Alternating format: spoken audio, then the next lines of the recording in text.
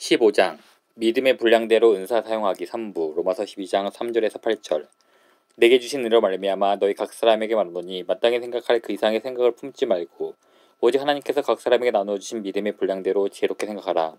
우리가 한 몸에 많은 지체를 가졌으나 모든 지체가 같은 기능을 가진 것이 아니니 이와 같이 우리 많은 사람이 그리스도 안에서 한 몸이 되어 서로 지체가 되었느니라. 우리에게 주신 은혜대로 받은 은사가 각각 다르니 혹 예언이면 믿음의 분수대로 혹 섬기는 일이면 섬기는 일로 혹 가르치는 자면 가르치는 일로 혹 위로하는 자면 위로하는 일로 구제하는 자는 성실함으로 다스리는 자는 부지런함으로 궁유를 베푸는 자는 즐거움을 할 것이니라. 지난 시간에 강조했던 내용은 6, 7, 8절에 나오는 영적 은사들을 겸손하게 사용해야 한다는 점이었습니다. 마땅히 생각할 그 이상의 생각을 품지 말고 하나님께서 우리에게 주신 믿음의 분량대로 생각하라는 3절의 권고를 바울은 계속해서 이어갑니다. 다른 말로 하면 자신을 높게 생각하는 것의 반대는 그리스도를 믿는 믿음이라는 말입니다. 자신을 높게 생각하는 것의 반대는 자신을 낮게 생각하는 것이 아닙니다. 비록 이것이 우리의 죄를 인식하고 하나님의 거룩하심을 발견하기 위한 출발점이긴 하지만 반대말은 아닙니다. 자신을 높게 생각하는 것의 반대는 그리스도를 높게 생각하는 것입니다. 교만의 반대는 우리를 꼼짝달싹 못하게 만드는 자기 정죄가 아니라 우리를 자유케 하시는 그리스도를 높이는 것입니다. 즉 이 말은 우리의 영적 은사를 가장 잘 사용하는 방법은 그리스도 안에서 누리는 우리의 기쁨이 사랑을 통해 다른 사람에게 쏟아 부어질 때 자신에 대해서는 잊어버리는 것을 의미합니다. 그럴 때 우리는 바울이 8절에서 나머지 세 은사를 어떻게 사용해야 하는지 설명할 방식을 이해하게 됩니다. 8절 후반부입니다. 구제하는 자는 성실함으로 다스리는 자는 부지런함으로 긍휼을 베푸는 자는 즐거움을 할 것이니라. 바울의 요지는 다음과 같다고 생각합니다. 우리 자신을 너무 높게 생각하지 않고 오히려 자신을 잊어버리고 그리스도를 향한 사랑으로 가득 차면 우리의 사용이 풍성하게 흘러넘칠 것입니다. 구제할 때도 그리스도 안에서 누리는 기쁨이 성실함으로 흘러넘칩니다. 다스릴 때에도 그리스도 안에서 누리는 기쁨이 부지런함으로 흘러넘칩니다. 긍휼을 베풀 때에도 그리스도 안에서 누리는 기쁨이 즐거움으로 흘러넘칩니다. 이 세 단어 성실함, 부지런함, 즐거움은 그리스도인의 사역이 의무나 마지못해 하는 것이 아님을 보여줍니다. 그리스도인의 사역은 자신에 대해서는 잊어버린 그리스도와의 행복한 관계를 통해 흘러넘치는 것입니다. 6가지 영적 은사, 구절로 넘어가기 전에 7, 8절에 나오는 6가지 영적 은사들에 대해 3가지를 더 살펴보겠습니다. 먼저 은사들 간의 관계를 살펴보고 그 은사들을 어떻게 구해야 하는지에 대해서도 살펴보겠습니다. 두 번째로 그 은사들과 그리스도인의 미덕의 관계를 살펴본 뒤 그 은사들이 실제로 어떤 것인지 살펴보겠습니다. 그리고 세 번째로 각각의 은사들이 우리 베들레헴 교회에서의 어떤 모습으로 나타나야 할지 살펴보겠습니다. 1. 은사들 간의 관계. 여기서 주로 다루고 싶은 것은 이 은사들이 서로 겹쳐 있고 심지어 서로 포함되기도 해서 서로 배타적이거나 혹은 엄격하게 구별되지 않는다는 점입니다. 예를 들어서 고린도전서 14장 3절에서 바울은 이렇게 말합니다. 예언하는 자는 사람에게 말하여 덕을 세우며 건면하며 위로하는 것이요. 건면이라는 단어는 로마서 12장 8절에서 위로하는 자면 위로하는 일로 라고 말할 때 사용하는 위로라는 말과 같습니다. 따라서 여기서 두 은사, 즉 건면과 예언은 서로 중복됩니다.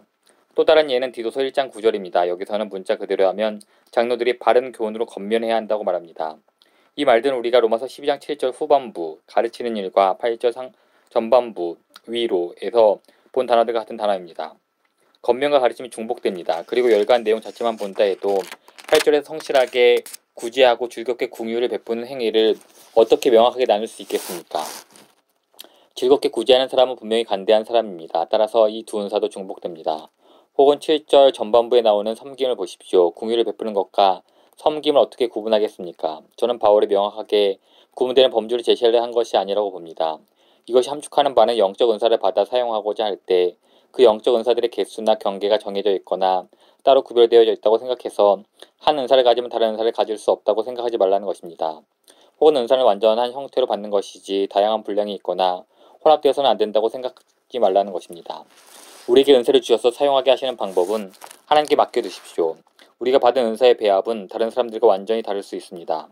그리스도인 중에 오직 하나의 영적 은사만 가진 사람이 있다고 할 수는 없습니다. 똑같은 은사를 똑같은 수준으로 가진 사람이 있다는 것도 믿을 수 없습니다. 은사들은 그 정도로 다르고 혼합되어 있습니다. 우리가 받은 은사들을 규정하고 경계를 정하고 이름을 붙이고 구별하려고 하지 마십시오. 그 대신 로마서 12장 1절 말씀으로 돌아가 그리스도께서 십자가 위에서 우리에게 큰 은혜를 베푸셨기에 은혜에 의존하고 은혜를 사모하라는 요청을 들으십시오. 그런 다음 3절로 가서 자신에 대해 높게 생각했던 모든 것을 온전히 내려놓고 기쁨으로 그리스도의 영광을 바라보십시오. 그런 다음 그 기쁨이 흘러넘쳐 우리가 할 수 있는 모든 방법으로 다른 사람에게 사랑을 베푸십시오. 그런 식으로 더 기쁘고 더 열매가 풍성해지는 사랑의 방법들이 우리의 은사가 되게 하십시오. 그 방법들을 뭐라고 부르든 좋습니다. 긍휼과 섬김과 구제와 가르침과 위로와 다스림이 어떻게 혼합되어 있는지는 상관없습니다. 이제 오늘 설교의 두 번째 본론으로 넘어가겠습니다. 2. 은사들과 그리스도인이 가져야 할 미덕의 관계. 그리스도 안에 있는 기쁨이 우리가 동원할 수 있는 모든 방법을 통해 사랑의 형태로 사람들에게 흘러넘치게 하자고 말씀드렸다. 그리고 더 기쁘고 더 열매가 풍성해지는 사랑의 방법들이 우리의 은사가 되게 하자고 말씀드렸습니다. 저의 이런 생각은 어디에서 나왔을까요? 이 은사들과 그리스도인이라면 가져야 한다고 생각하는 미덕의 관계를 잠시 생각해 보기 바랍니다. 예를 들어 7절 전반부에 나오는 섬김이라는 은사를 보십시오. 섬기는 일이면 섬기는 일로. 여기서 섬김이라는 단어는 에베소서 4장 12절에서 목회자들이 성도를 온전하게 하여 봉사일을 하게 해야 한다고 말할 때 나온 봉사일과 같은 말입니다. 따라서 모든 그리스도인이 행하는 일은 섬기는 일에 포함되어 있다고 보아야 합니다. 그럼에도 불구하고 섬김은 영적 은사의 하나로 불립니다. 혹은 8절 후반부에 나오는 긍휼을 베푸는 은사를 한번 보십시오. 모든 그리스도인은 자비로워야 한다는 것을 우리는 다 알고 있습니다. 예수님은 긍휼히 여기는 자는 복이 있다고 말씀하셨습니다. 또한 예수님은 왕에게 큰 긍휼을 받는 사람이 자신에게 얼마 안 되는 빚을 진 동료의 멱살을 잡은 이야기를 하시면서 왕이 그 사람에게 이렇게 말했다고 하셨습니다. 내가 너를 불쌍히 여긴 같이 너도 내 동료를 불쌍히 여김이 마땅하지 아니하냐. 또는 구제의 은사를 보십시오. 바울은 고린도후서 9장 7절에서 하나님은 즐겨내는 자를 사랑하시기 때문에 우리는 모두 기꺼이 즐겁게 주어야 한다고 말했습니다. 또한 에베소서 4장 28절에서 바울은 도둑질하는 자는 다시 도둑질하지 말고 돌이켜 가난한 자에게 구제할 수 있도록 자기 손으로 수고하여 선한 일을 하라고 말합니다. 따라서 회개한 모든 도둑은 구제의 은사를 가져야 하며 구제는 평범한 그리스도인의 미덕이 되어야 합니다. 또는 8절에 나오는 위로의 은사를 보십시오. 위로하는 자면 위로하는 일로. 그리고 이것을 히브리서 3장 13절의 명령과 비교해 보십시오. 매일 피차 건면하라. 이 말은 교회에 속한 모든 사람에게 주어진 것입니다. 건면의 은사가 있든 없든 우리는 모두 서로를 건면해야 할 그리스도인의 소명이 있습니다. 따라서 어떤 영적 은사들은 하나님이 모든 신자에게 다양한 분량으로 기대하시는 것임을 알 수 있습니다. 섬김, 긍휼, 구제, 건면 등은 모든 그리스도인의 미덕이라는 것입니다. 하지만 이런 미덕들 가운데 유난히 어떤 사람에게서 더 기쁘고 더 풍성하게 드러난 것이 있습니다. 우리는 그렇게 더 기쁘게 열매를 풍성히 맺는 것을 영적 은사라고 부를 수 있을 것입니다. 다른 말로 하면 어떤 사람들은 섬기는 일, 혹은 구제하는 일, 혹은 긍휼을 베푸는 일, 혹은 가르치는 일, 혹은 다스리는 일, 혹은 건면하는 일에 더 큰 영적 기쁨을 느끼는 것 같습니다. 성령께서 그들의 마음을 주장하실 때 그들은 이런 일들에 특별히 더 끌리는 자신을 발견합니다. 아니면 특별한 기간 동안에 하나님께서 한 사람을 교회 리더로 사역하게 하시거나 혹은 특별히 경제적으로 누군가를 구제하게 하실 수 있습니다.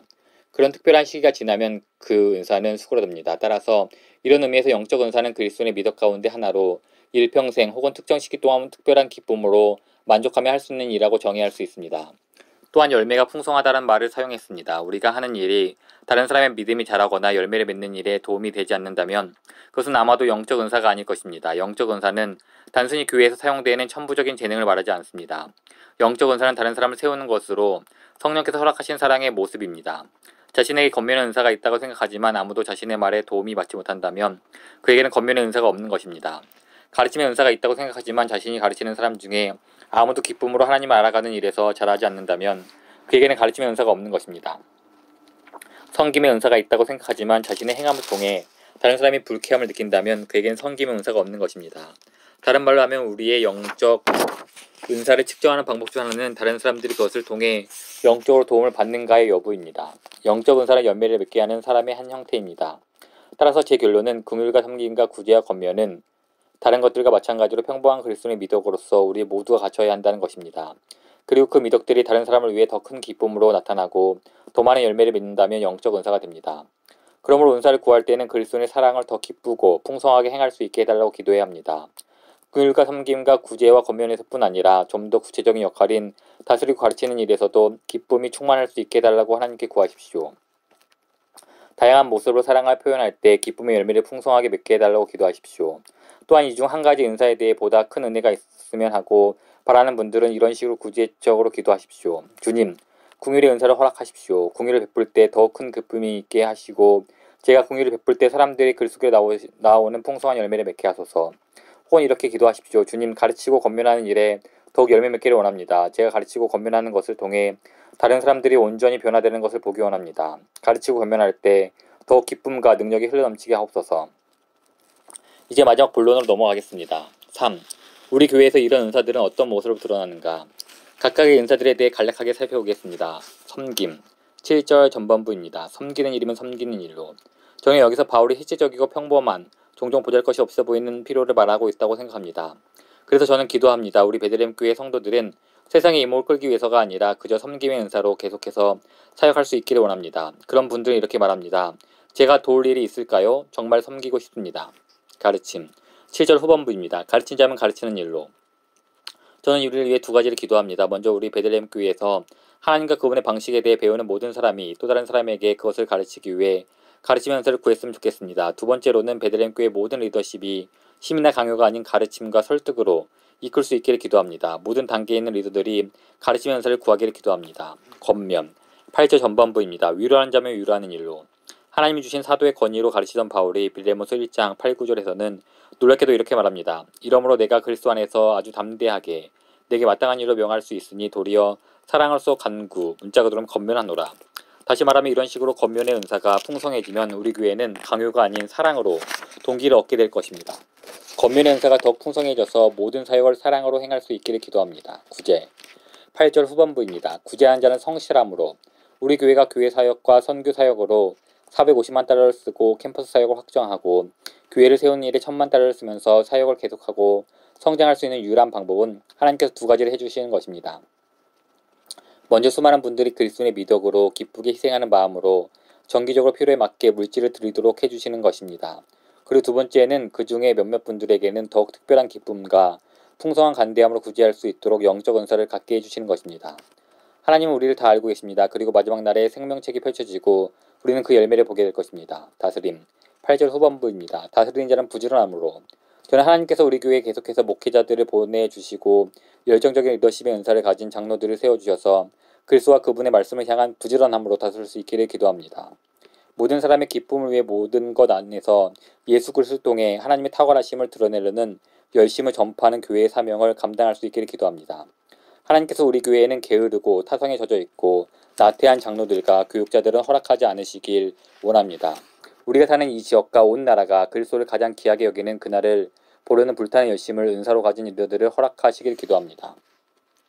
긍휼 베풀기 8절 후반부입니다.